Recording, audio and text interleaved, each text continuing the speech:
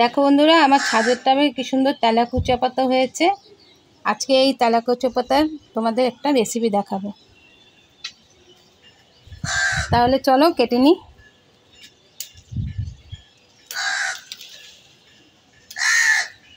এই দেখো, খুব সুন্দর হয়েছে। চলো বন্ধুরা, তেলাকুচা পাতা কেটে নিচ্ছি। আর এইগুলো ফেলে দিতে হবে, এই যে এই অংশটা ফেলে দিতে হবে। তাহলে আমি কেটে নিচ্ছি। দেখো, এইভাবে কাটতে হবে।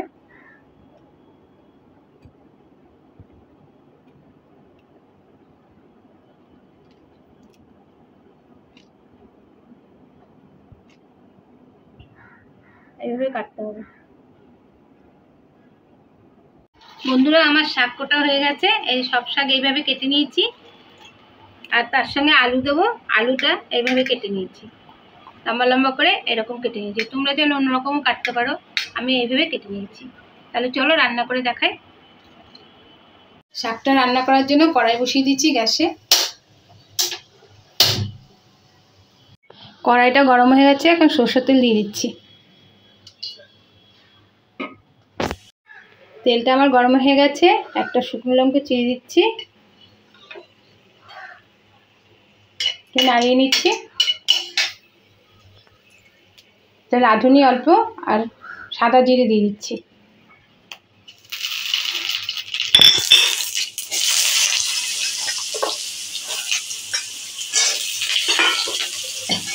আলুটা একটু ভেজে নিচ্ছি। পরিমাণ মতো নুন দিয়ে দিচ্ছি, পরিমাণ মতো হলুদ দিয়ে দিচ্ছি।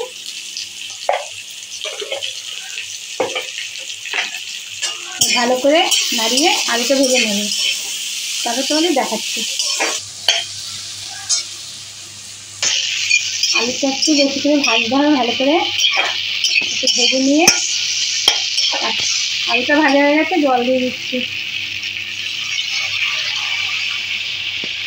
জল দিয়ে আলুটাকে ভেজে ভালো করে সিদ্ধ করে নেব।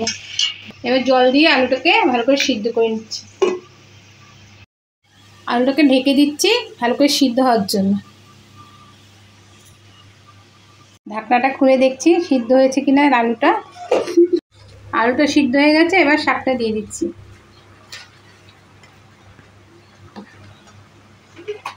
শাকটা দিয়ে একটু সামান্য চিনি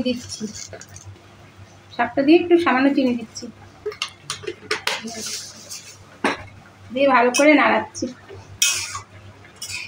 নাড়িয়ে একটু ঢেকে দেবো।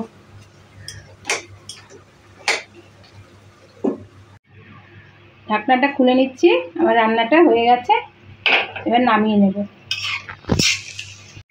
আমার তেলাকুচার আর আলুর দিয়ে তরকারি রেডি। তোমাদের যদি এই ভিডিওটা ভালো লাগে, লাইক করো, শেয়ার করো, সাবস্ক্রাইব করো। আর আমার ভিডিওটা দেখার জন্য তোমাদের ধন্যবাদ।